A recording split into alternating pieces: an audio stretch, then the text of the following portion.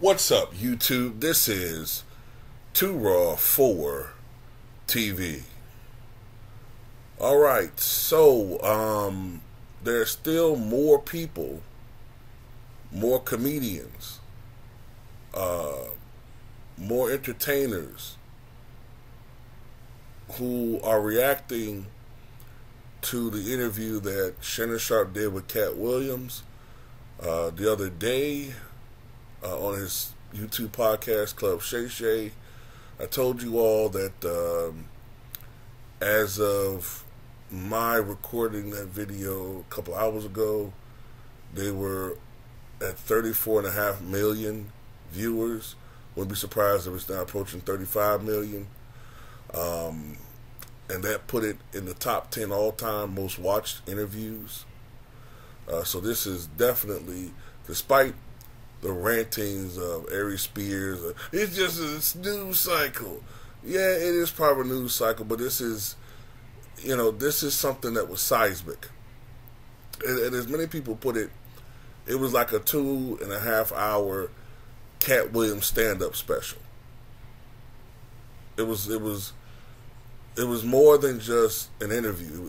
It felt like a mixture of a revelation, stand-up, and a confessional. That's what it felt like, But during that interview, he mentioned Gary Owens.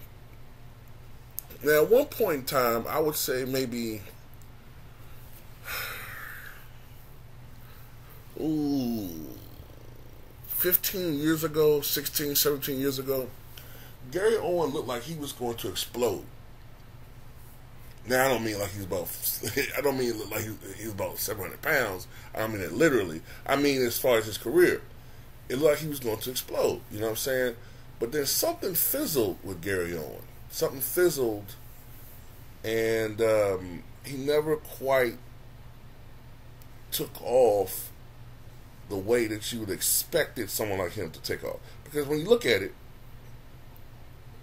and I'm not trying to say, only because he's white. I'm not saying that. But when you look at a guy like Gary Owens, he had all of the things that you would think that should have propelled him to an A-list career. He had love in the black community as far as his comedy is concerned. He was growing a black base, as well as, if he was pushed the right way as far as his career is concerned by Hollyweird, he would have grew a white base. And he had a white base. But he could have been like, you know what I'm trying to say, he could have been a crossover hit, and he could have been a big celebrity, but it never popped off. And Katt Williams sort of insinuated, if you listen, that the reason why that wasn't the case is because Gary Owens didn't sacrifice certain parts of his body to get that. You know what I'm saying? You might always hear some celebrities in the past say, I didn't want to make a deal with the devil. Well, that's pretty much probably a reference to how devious Hollywood executives, the Hollywood hierarchy is. But anyway, this is Gary Owens right here speaking on Katt Williams and their situation. We're living under a rock, but Katt Williams went on Shannon Sharpe's podcast, Club Shay Shay, and nobody was safe, brother. Nobody.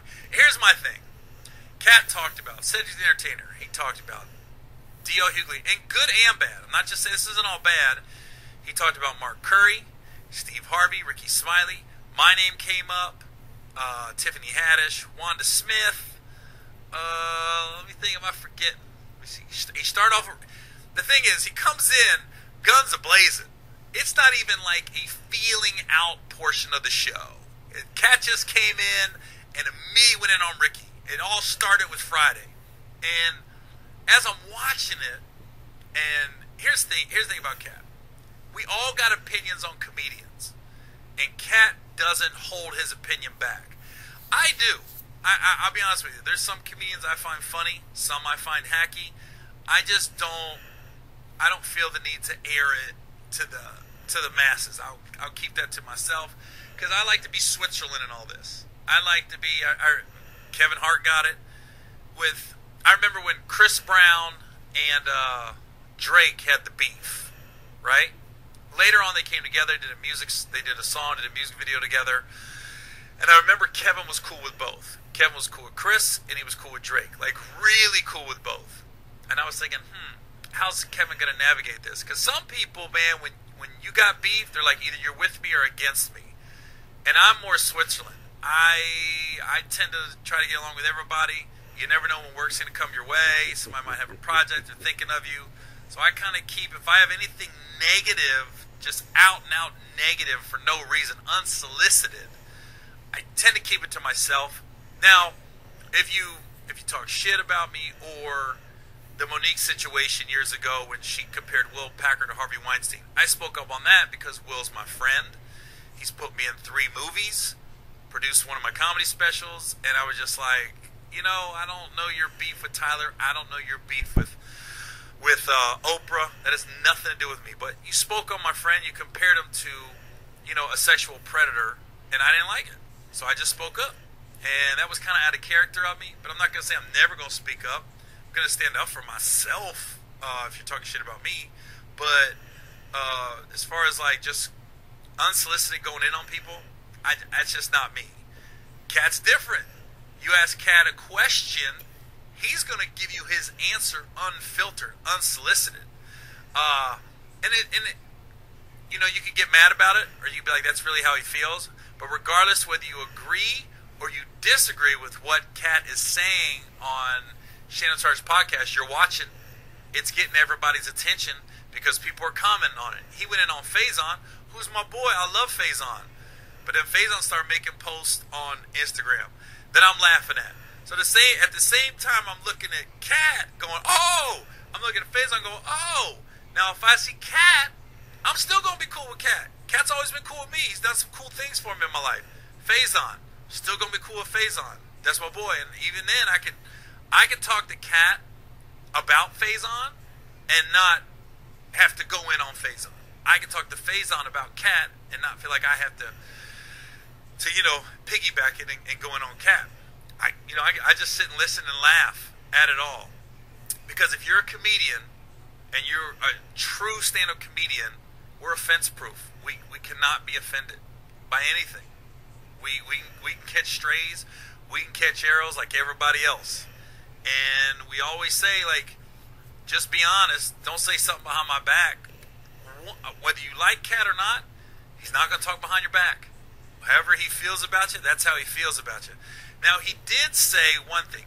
He talked about Ricky Smiley, and he talked about when Ricky Smiley went on Club Shay Shay, Shannon Sharp's podcast, which is a great podcast, especially for, I know I'm a white guy, but for my demographics, and I'll get into that in a minute, what Katt said about me, but for my demographics, Club Shay Shay, I'd rather go on Club Shay Shay than Joe Rogan. Even though, okay, I got to get into I got to unpack this podcast because Katt made a comment where he's. I'll pause it right there because I don't want to play too much of it uninterrupted. He hasn't really gotten to the point where he's talking about what Katt said about him. But Gary Owens is Gary Owens. He's kind of cautious. He's friends with various people.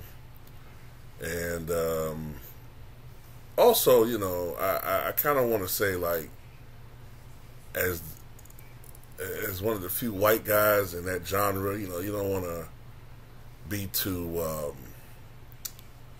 involved in certain things. You know what I mean? Like when the brother's airing it out, kind of just want to,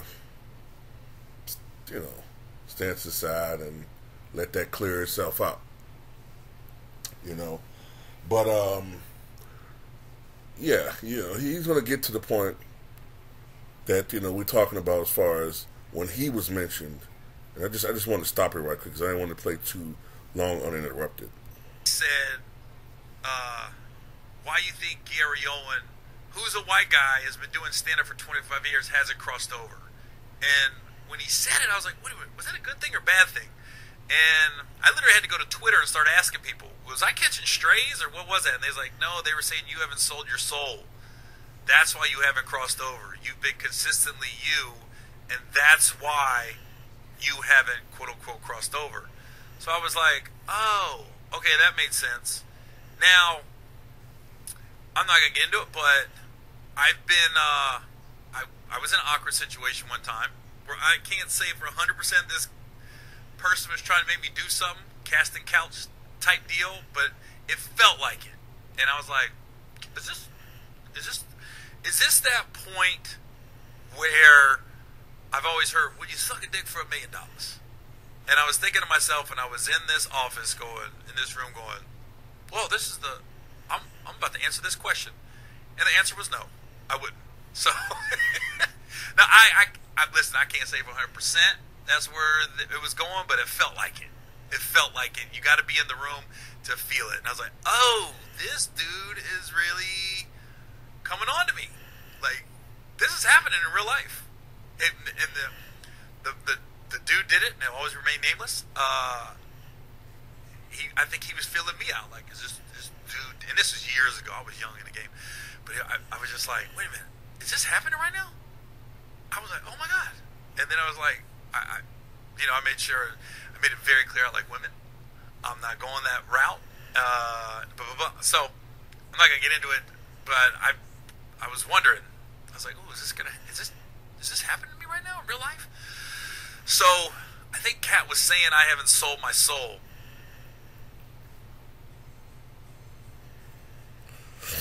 Yeah.